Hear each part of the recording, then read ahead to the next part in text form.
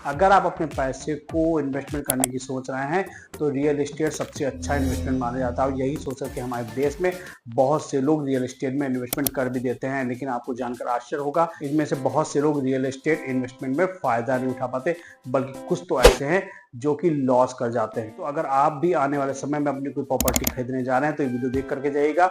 नमस्कार, अपनी संपत्ति यूट्यूब चैनल में आपका स्वागत है। अगर आप चैनल पर नए हैं तो वीडियो को लाइक और चैनल को सब्सक्राइब जरूर कर लीजिए। इस चैनल पर रियल एस्टेट संबंधी बातें किया ही करते हैं। चलिए वीडियो की शुरुआत करते हैं। इस वीडियो में हम लोग कुछ ऐसी मिस्टेक के बारे में बात करेंगे जो अक्सर बाय कर देते हैं और नुकसान उठा बैठते हैं। नंबर 1 है विदाउट रिसर्च प्रॉपर्टी खरीद लेना। अक्सर हम लोगों की बातों में आकर के प्रॉपर्टी खरीद लेते हैं और हम जान भी नहीं पाते जो हमें लगातार सलाह दे रहा है वो असल में एक प्रॉपर्टी एजेंट है। वो सिर्फ अपने फायदे के लिए वहां पर आपको प्रॉपर्टी खरीदवा रहा है।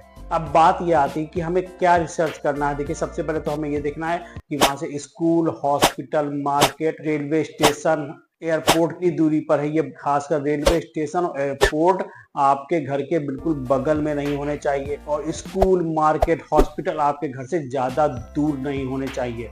थोड़ा सा टाइम लगाइए, उसके अगल बगल के प्रोजेक्ट देखिए। अगल बगल के प्रोजेक्ट में पिछले कुछ सालों में कितनी ग्रोथ आई है, क्योंकि आप कोई सब्जी नहीं खरीदने जा रहे हैं, आप अपनी जिंदगी भर की पूरी कमाई लगाने जा रहे हैं। नंबर 2 है लीगल डॉक्यूमेंट चेक ना करना।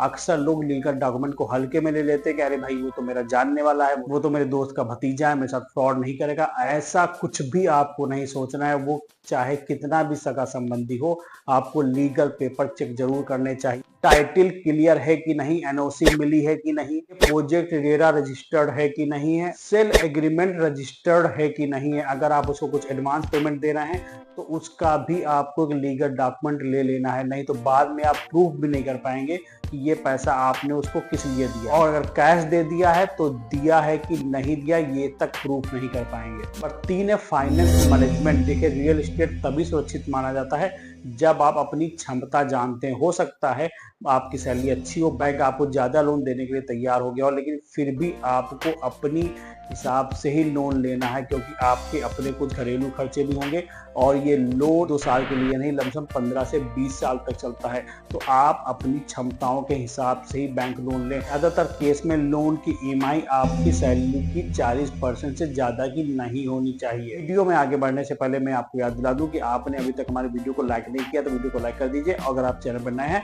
तो चैनल को सब्सक्राइब कर लीजिए, फायदे में रहेंगे। चलिए वीडियो में आगे बढ़ते हैं। नेक्स्ट पॉइंट है प्रॉपर्टी मैनेजमेंट। देखिए, हाथी खरीदना आसान है लेकिन उसको पालना मुश्किल। जोश जोश में कहीं ऐसा ना हो कि आपने बहुत लग्जरी प्रॉपर्टी खरीदी हो और बाद में आप उसको मेंटेन नहीं कर पाए, क्योंकि अगर प्रॉपर्टी को आप मेंटेन नहीं कर पाए, समय के साथ साथ उसकी वैल्यू बढ़ने के बजाय घट जाती है, और जब कभी भी आप उसको रीसेल करेंगे तो आपको फायदा नहीं होगा। तो इस बात का भी ध्यान रखिए कि अगर आप कोई चीज खरीद रहे हैं तो उसके मेंटेनेंस का भी पैसा आपको देना है, उसके लिए भी अपना बजट बना करके चलें। नंबर 5 है इमोशनल फैसला। देखिए, बहुत बार हम लोगों को प्रॉपर्टी बहुत अच्छी लग जाती है और हम बिना सोचे समझे उसको खरीद लेते हैं कि भाई इस पर हमारा दिल आ गया।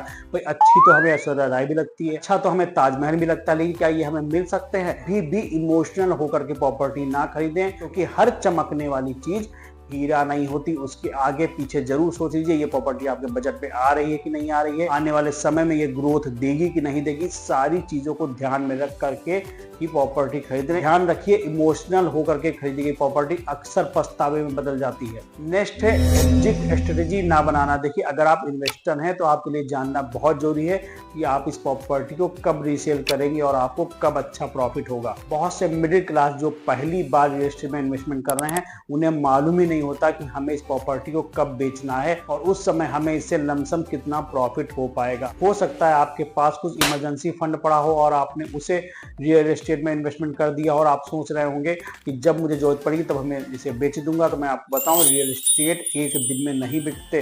रियल एस्टेट को कभी भी इमरजेंसी फंड के रूप में नहीं देखना चाहिए। रियल एस्टेट में एंट्री से ज्यादा एग्जिट महत्वपूर्ण है, क्योंकि प्रॉफिट वहीं पर बनता है। क्योंकि रियल एस्टेट में सफलता किस्मत से नहीं बल्कि कैलकुलेशन से मिलती है। इसलिए रिसर्च कीजिए, लीगल चेक करिए और फाइनेंशियल प्लानिंग करिए, तभी जाके आप रियल एस्टेट में अच्छा प्रॉफिट बना पाएंगे। ये वीडियो आपको कैसा लगा कमेंट बॉक्स में जरूर बताइएगा, और आपके आसपास अगर कोई रियल एस्टेट में इन्वेस्टमेंट करने जा रहा है तो ये वीडियो उनको शेयर जरूर करिएगा। जाते जाते वीडियो को लाइक और चैनल को सब्सक्राइब जरूर कर लीजिएगा।